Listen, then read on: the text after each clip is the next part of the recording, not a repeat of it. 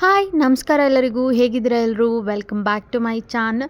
So ಇವತ್ತಿನ ಈ ವಿಡಿಯೋದಲ್ಲಿ ನಾನು ಏಲಕ್ಕಿ ಹಾರವನ್ನು ಹೇಗೆ ಮಾಡಬೇಕು, ಏಲಕ್ಕಿ ಹಾರನ ಏನಕ್ಕೆ ಯೂಸ್ ಮಾಡ್ತೀವಿ, ಏನು ನಿಮಗೆ ಉಪಯೋಗ ಆಗುತ್ತೆ, ಅನುಕೂಲ ಆಗುತ್ತೆ ಅಂತ ನಿಮಗೆ ತಿಳಿಸ್ಕೊಡ್ತಾ ಇದ್ದೀನಿ. ಇವತ್ತು ವೈಕುಂಠ ಏಕಾದಶಿ ಇರೋದ್ರಿಂದ ನಾನು ಏಲಕ್ಕಿ ಹಾರವನ್ನು ವೆಂಕಟೇಶ್ವರಗೆ ಹಾಕಬೇಕು ಅಂತ ಅಂದ್ಕೊಂಡೆ.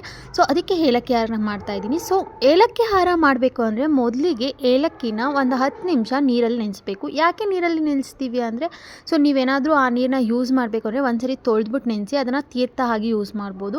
ಸೊ ಏಲಕ್ಕಿನ ನೆನೆಸೋದ್ರಿಂದ ಸಾಫ್ಟ್ ಆಗುತ್ತೆ ಅಂತ ನೆನೆಸ್ತೀವಿ. ಅದಾದಮೇಲೆ ನೀವು ದಾರ ತೊಗೊಂಡು ನೀವು 2 ಎಳೆ 3 ಎಳೆ ಮೀನ್ಸ್ 5 ಎಳೆ, ನಾನು 5 ಎಳೆ ದಾರ ತೊಗೊಂಡಿದ್ದೀನಿ.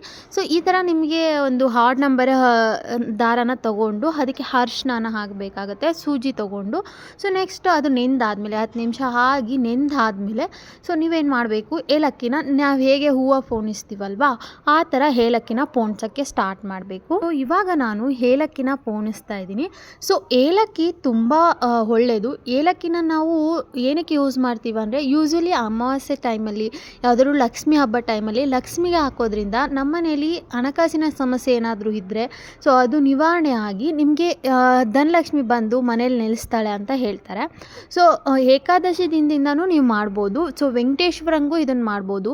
ಸೊ ಹಾಗಾಗಿ ಇವತ್ತು ವೈಕುಂಠ ಏಕಾದಶಿ ಇರೋದ್ರಿಂದ ನಾನು ವೆಂಕಟೇಶ್ವರಂಗೆ ಅಂದರೆ ಮೀನ್ಸ್ ನಮ್ಮ ಮನೆಯಲ್ಲಿ ವೆಂಕಟೇಶ್ವರ ವಿಗ್ರಹ ಇಲ್ಲ, ಅದಕ್ಕೋಸ್ಕರ ನಾನು ವೆಂಕಟೇಶ್ವರ ಫೋಟೋನೂ ಇಲ್ಲ. ಸೊ ವಿಷ್ಣು ಅವತಾರ ಇರೋ ಯಾವುದೇ ವಿಗ್ರಹಕ್ಕೆ ನೀವು ಇದನ್ನ ಹಾಕ್ಬೋದು. ಸೊ ನೀವೇನಾದರೂ ಲಕ್ಷ್ಮೀ ದೇವಿಗೆ ಮಾಡ್ತಾಯಿದ್ದೀರಾ ಅಂದರೆ ಲಕ್ಷ್ಮೀ ವಿಗ್ರಹಕ್ಕೆ ಹಾಕ್ಬೋದು, ಇಲ್ಲ ಲಕ್ಷ್ಮೀ ವಿಗ್ರಹ ಇಲ್ಲ ಅಂದರೆ ಫೋಟೋಗೆ ಕೂಡ ನೀವು ಹಾಕ್ಬೋದು. ಸೊ ಅದನ್ನು ನೀವು ಹಾಕೋದ್ರಿಂದ ನಿಮ್ಮ ಮನೇಲಿ ಇರೋ ಪ್ರತಿಯೊಂದು ಹಣಕಾಸಿನ ಸಮಸ್ಯೆ ಏನೇ ಇದ್ದರೂ ಅದು ನಿವಾರಣೆ ಆಗುತ್ತೆ. ಏನಾದರೂ ದರಿದ್ರ ಥರ ಇದ್ದರೆ ಅದು ದೂರ ಆಗಿ ನಿಮ್ಮ ಮನೇಲಿ ಲಕ್ಷ್ಮಿ ಬಂದು ನೆಲೆಸ್ತಾಳೆ ಅನ್ನೋದು ಒಂದು ನಂಬಿಕೆ.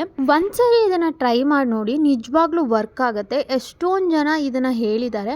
ಸೊ ಇವತ್ತು ನಾನು ಕೂಡ ಇದನ್ನು ಟ್ರೈ ಮಾಡೋಣ ಅಂದ್ಬಿಟ್ಟು ಏಲಕ್ಕಿನ ಹಾಕ್ತಾ ಇದ್ದೀನಿ, ಹಾರ ಥರ ಮಾಡಿಬಿಟ್ಟು. ಸೊ ನೀವು ಜಸ್ಟ್ ಏನೂ ಮಾಡಬೇಕಾಗಿಲ್ಲ.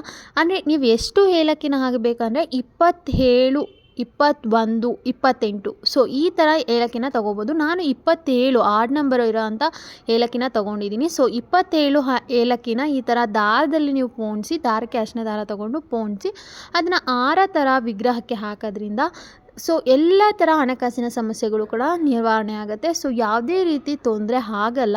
ಸೊ ನೀವು ಈ ಥರ ಪೂಜೆ ಮಾಡೋದ್ರಿಂದ ತುಂಬಾ ಒಳ್ಳೆಯದಾಗುತ್ತೆ. ಸೊ ನಾನು ಇವಾಗ ರಾಮನ ವಿಗ್ರಹ ಇದೆ ನಮ್ಮ ಮನೆಯಲ್ಲಿ. ಸೊ ಇದು ಕೂಡ ವಿಷ್ಣುನ ಅವತಾರ ಆಗಿರೋದ್ರಿಂದ ಸೊ ಫಸ್ಟು ನಾನು ಅಭಿಷೇಕ ಮಾಡ್ಕೊತಾ ಇದ್ದೀನಿ. ಸೊ ನೀವು ಪಂಚಾಮೃತ ಅಭಿಷೇಕ ಕೂಡ ಮಾಡ್ಕೊಬೋದು. ನಾನು ಜಸ್ಟ್ ನೀರಲ್ಲಿ ಅಭಿಷೇಕ ಮಾಡ್ತಾಯಿದ್ದೀನಿ. ಸೊ ನೀರಲ್ಲಿ ಅಭಿಷೇಕ ಆದಮೇಲೆ ವಿಗ್ರಹನ ನೀಟಾಗಿ ಅಭಿಷೇಕ ಮಾಡಿ ಆದಮೇಲೆ ಏನು ಮಾಡ್ತೀರಾ, ಆ ನೀರೆಲ್ಲ ತೆಗೆದುಬಿಟ್ಟು ಸೊ ವಿಷ್ಣುವಿಗೆ ನೀವು ಏನು ಗಂಧ ಏನು ಹಚ್ತೀರಾ ಗಂಧ ಎಲ್ಲ ಹಚ್ಕೊಂಡು ಅದಕ್ಕೆ ಪೂಜೆ ಭಕ್ತಿಯಿಂದ ನಿಮ್ಮ ಮನಸ್ಸಲ್ಲಿ ಏನಾದರೂ ಇದೆ ಅಂದರೆ ಹೇಳ್ಕೊಂಡೆ ನೀವು ಪೂಜೆನ ಮಾಡಬೇಕಾಗತ್ತೆ. ಅಭಿಷೇಕ ಮಾಡಬೇಕಾದ್ರೂ ಅಷ್ಟೇ. ಸೊ ಅದಾದಮೇಲೆ ಅಕ್ಷತೆ ಮಾಡಿ ಇಟ್ಕೊಬೇಕಾಗತ್ತೆ. ಅಕ್ಷತೆ ಮತ್ತು ನೀವು ಮಾಡಿರೋ ಏಲಕ್ಕಿ ಹಾರನ ಕೈಯಲ್ಲಿ ಇಟ್ಕೊಂಡು ಸಂಕಲ್ಪ ಮಾಡಬೇಕು. ನೀವೇನು ಅನ್ಕೊತಾ ಇದ್ದೀರಾ, ನಿಮ್ಮ ಮನಸ್ಸಲ್ಲಿ ಏನಿದೆ ಅದನ್ನು ಸಂಕಲ್ಪ ಮಾಡಿ ಆನಂತರ ನೀವು ದೇವರಿಗೆ ಹಾಕಿ. ಸೊ ದೇವರಿಗೆ ಹಾಕಾದ್ಮೇಲೆ ನೀವು ಏನು ಅಂದ್ಕೊಂಡಿದ್ದೀರಾ ಅದನ್ನು ಮನಸ್ಸಲ್ಲಿ ಬೇಡ್ಕೊಬೇಕು. ಸೊ ವಿಷ್ಣುವಿಗೆ ತುಂಬ ಪ್ರಿಯವಾದದ್ದು, ವೆಂಕಟೇಶ್ವರಿಗೆ ಪ್ರಿಯವಾದದ್ದು ರಂಗೋಲಿ ಅಂದರೆ ಶಂಕರ ರಂಗೋಲಿ. ಸೊ ಅದನ್ನು ಕೂಡ ನಾನು ಬಿಡಿಸಿದ್ದೆ ಇವತ್ತು. ಆ್ಯಂಡ್ ನಮ್ಮ ಮನೆ ದೇವ್ರನ್ನ ನೆನೆಸ್ಕೊಂಡು ಗಣೇಶನಿಗೆ ಫಸ್ಟ್ ಪೂಜೆ ಒಳ್ಳೆಯದಾಗುತ್ತೆ. ಸೊ ಹಾಗಾಗಿ ಈ ರೀತಿ ಪೂಜೆ ಮಾಡಿ ಅಂತ ನಾನು ಹೇಳ್ತಾ ಈ ವಿಡಿಯೋನ ಪೂಜೆ ಮಾಡೋದ್ರಿಂದ ತುಂಬ ಏನಾದರೂ ಡೌಟ್ ಇದ್ದರೆ ಕಮೆಂಟ್ ಮಾಡಿ. Thank you.